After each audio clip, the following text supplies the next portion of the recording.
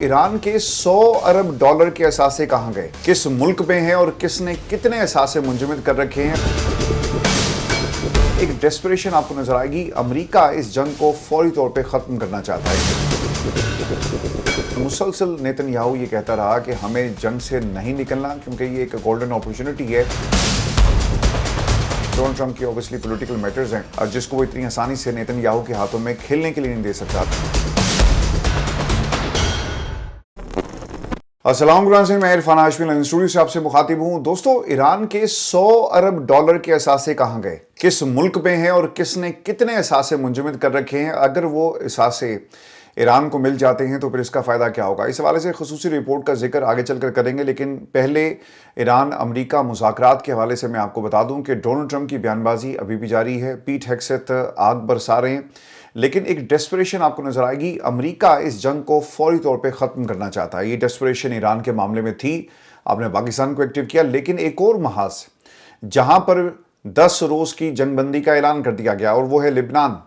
पिछले एक हफ्ते में जब डोनाल्ड ट्रंप ने पाकिस्तान के ज़रिए सालिसी का किरदार जो अदा कर रहा है, जंगबंदी का 2 हफ्तों के लिए ऐलान किया, इंडोर्स किया शहबाज शरीफ की ट्वीट को, उसके फौरी बाद हम ये देखते हैं कि लिबनान के अंदर ताबड़तोड़ हमले शुरू हो जाते हैं और एक ही दिन में आपने कई 100 अफराद की शहादत जो है वो लिबनान के अंदर होते हुए देखी। हिजबुल्लाह खामोशी से नहीं बैठा और जितनी मार पड़ी है इसराइल को, इसराइली अफवाज को, यकीनन उसके बाद बनता यही था। वाइट हाउस के सोर्सेज ये बताते हैं कि इस पूरी कोशिश के अंदर नेतन्याहू को मुकम्मल तौर पर डोनाल्ड ट्रंप ने अपनी ये जो पॉलिसी है इस पर कायल करने की कोशिश की और मुसलसल नेतन्याहू ये कहता रहा कि हमें जंग से नहीं निकलना क्योंकि ये एक गोल्डन अपॉर्चुनिटी है और ईरान और लिबनान 2 महाजों पर हमें जीत मिल सकती है। लेकिन डोनाल्ड ट्रंप की ऑब्वियसली पॉलिटिकल मैटर्स हैं जिसको वो इतनी आसानी से नेतन्याहू के हाथों में खेलने के लिए नहीं दे सकता। दोस्तों, इसका पहला नतीजा ये आ गया एक डेस्परेशन का, और लिबनान के महाज पे अब से कुछ ही देर पहले डोनाल्ड ट्रंप ने ये ऐलान किया है लिबनान और इसराइल के दरमियान 10 रोज़ा जंगबंदी का बाकायदा तौर पर इत्तफाक हो गया है। सोशल मीडिया ट्रुथ पर यह पैगाम जारी किया गया कि आइंदा 10 रोज़ के लिए किसी किस्म की जंग नहीं होगी। ट्रंप ने अपने बयान में दोस्तों ये भी कहा कि मैंने लिबनान के नहायत मौजूद सदर जोसेफ ऑन और इसराइल के वज़ीर-ए-आज़म नेतन्याहू के साथ इंतहाई शानदार गुफ्तगू की। देखिए, आज ये इंतहाई मौजूद इनको कह रहे हैं, लेकिन नेतन्याहू आपके मौजूदीन को मौजूद नहीं समझता। वहाँ की आवाम को, वहाँ के लोगों को टारगेट कर रहा है, शहादतें हुई हैं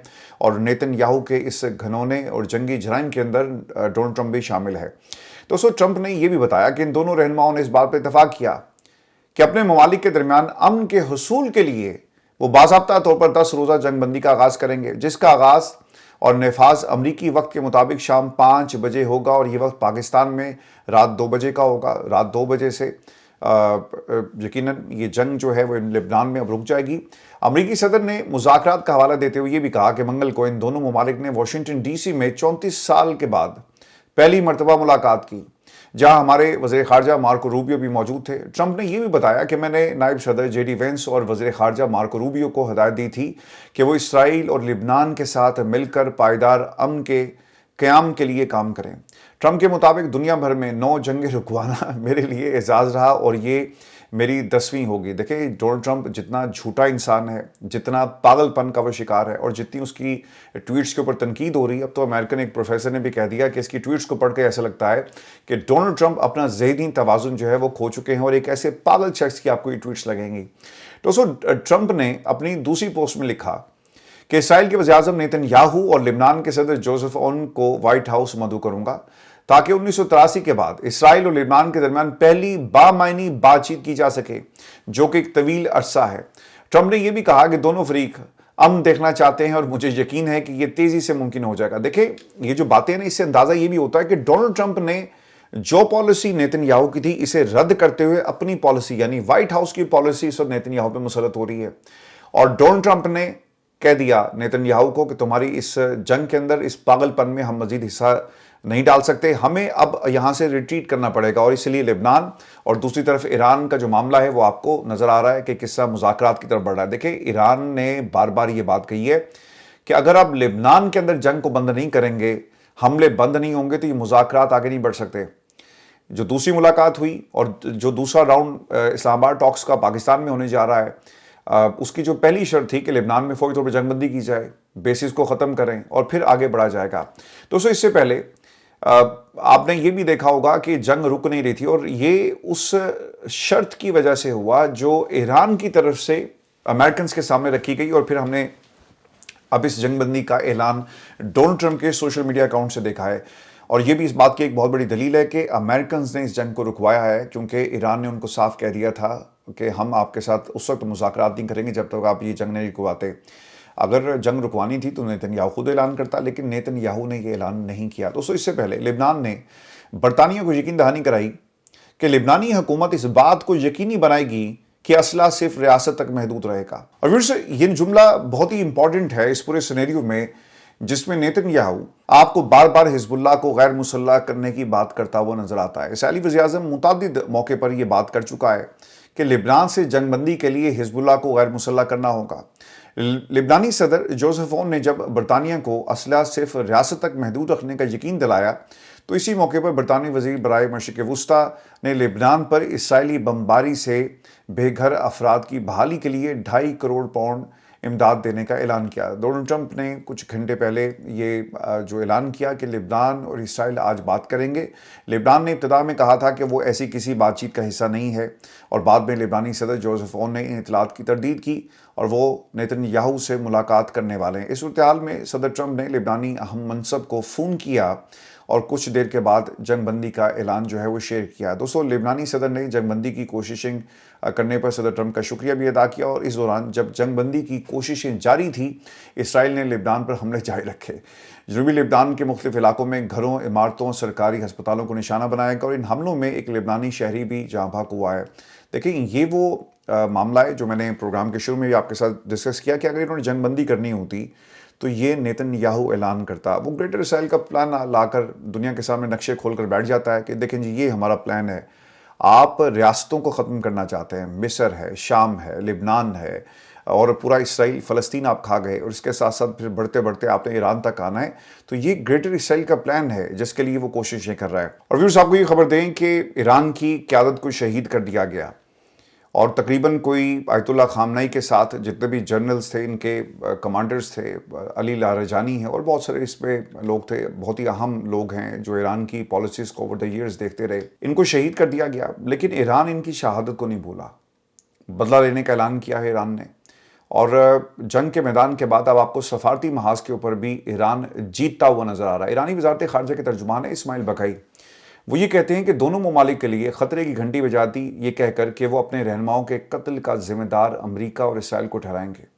غیر ملکی میڈیا سے گفتگو کرتے ہوئے انہوں نے کہا کہ امریکہ اور اسرائیل نے جو کچھ کیا وہ بین الاقوامی امن اور سلامتی کے خلاف جرم ہے۔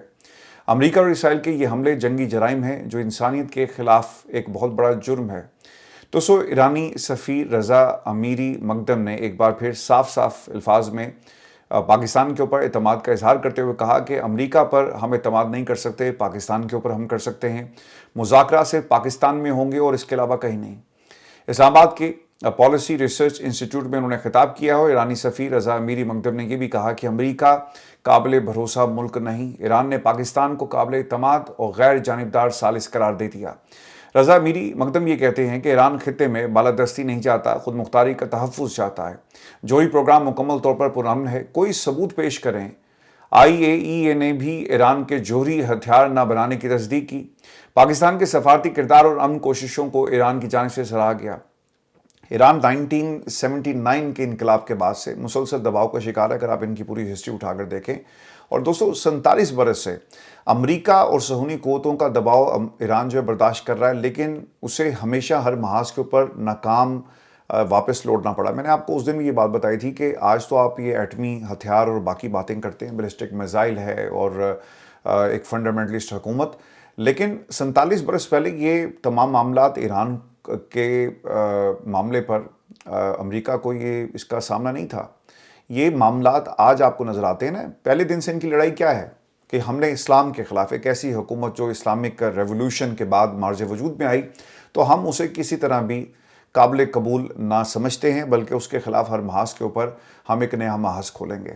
تو یہ جنگ ایٹمی ہتھیاروں کی نہیں ہے، ایٹمی ہتھیار سے تو اس حکومت کو مزید تقویت ملے گی، ایران کا ایک ڈیفرنٹ قسم کا اسٹیچر انٹرنیشنلی سامنے آئے گا، لیکن جو اصل مسئلہ ہے انہیں اسلام کے ساتھ ہے۔ دوستو، صدر ٹرمپ کے ساتھی دھمکیوں سے باز نہیں آ رہے۔ امریکی chairman joint chief of staff general Dan Caine نے کہا کہ امریکی فوج ایک لمحے کے نوٹس پر ایران پر دوبارہ حملے شروع کر سکتی ہے۔ واشنگٹن میں وزیر جنگ پیٹ ہیگسیت کے ساتھ پریس کانفرنس انہوں نے کی جس میں انہوں نے یہ اعلان کیا کہ آب ہرمز کی ناکہ بندی تمام جہازوں کے لیے ہے۔ ایران جانے یا ایران سے آنے والے جہاز پر یہ پابندی ایرانی سمندری حدود اور بین الاقوامی پانیوں میں نافذ ہوتی ہے۔ اگر کسی جہاز نے سمندر میں ایران کی مدد کی اور کوشش کی تو اس کا بھی پیچھا کیا جائے گا۔ جنرل ڈین نے یہ بھی کہا کہ ناکہ بندی کے دوران 13 جہازوں کو واپس جانے پر مجبور کیا۔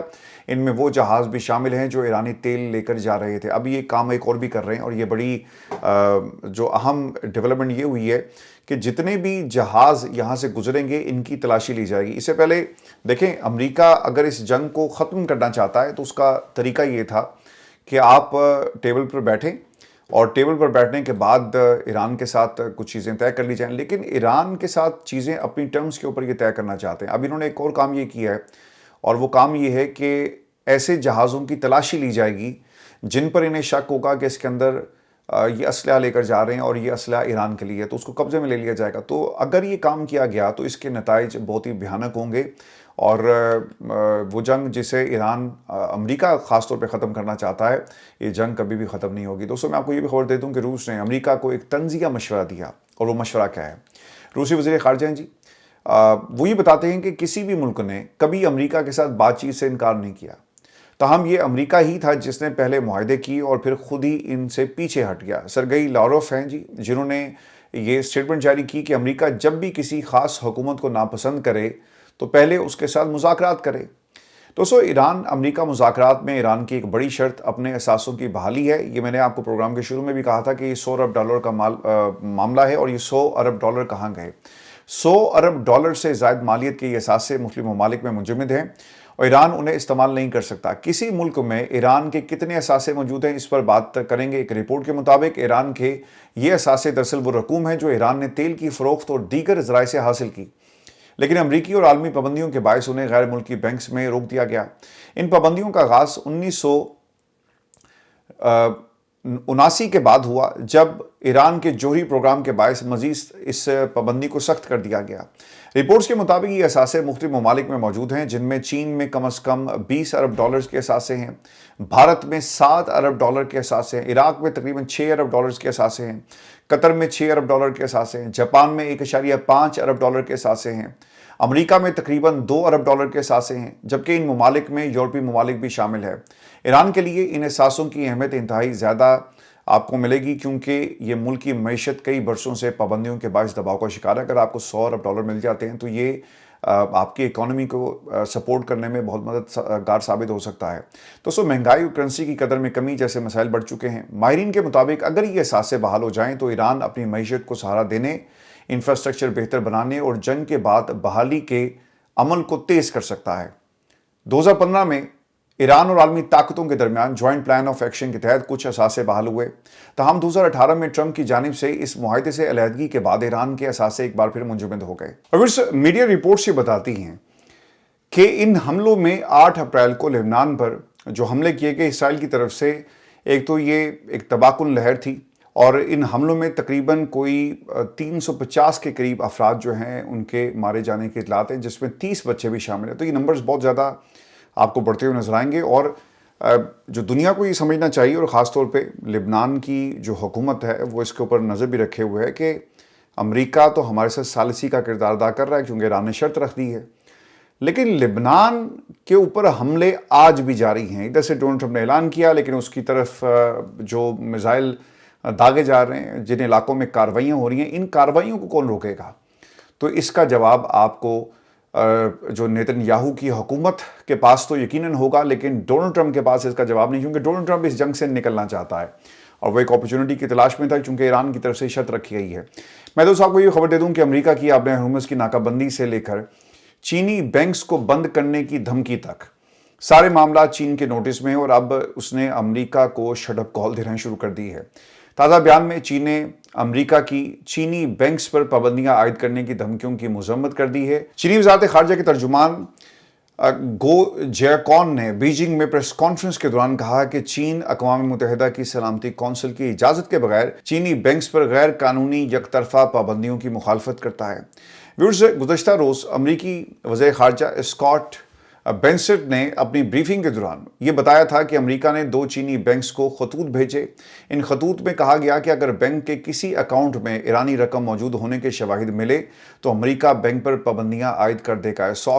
स्कॉट बेंसेट का मजीद ये भी कहना है कि चीन 90% से ज़्यादा ईरानी तेल खरीदता था, जो कि चीन की तवानाई की ज़रूरियात का तकरीबन 8% था। उनका ये भी कहना है कि अमेरिका आपने हुर्मुज़ में ईरानी तेल ले जाने वाले चीन के जहाज़ों को भी रोकेगा। देखेंगे, दुनिया में जो फाइनेंशियल सिस्टम है जिसको अमेरिका कंट्रोल कर रहा है, अगर इस फाइनेंशियल सिस्टम के बिल्कुल पैरेलल एक सिस्टम खड़ा हो जाए जिसको आप ट्रैक नहीं कर सकते, तो दुनिया में ये पाबंदियां ना लगे। अब ये जो तकरीबन $100 अरब जो चाइना में है, फिर इसके साथ साथ भारत में भी और कुवैत के अंदर भी और दुनिया के दीगर ममालिक में भी जब इंटरनेशनल ट्रांजैक्शन होती है एक बैंक से दूसरे बैंक में, तो यकीनन ये ख़तरात मौजूद होते हैं कि इसको ट्रैक किया जा सके, फाइनेंशियल इंस्टीट्यूशंस को ट्रैक कर सकते हैं और इसी तनाजुर में ये पाबंदियाँ जिसका ऐलान जो है वो किया जाता है।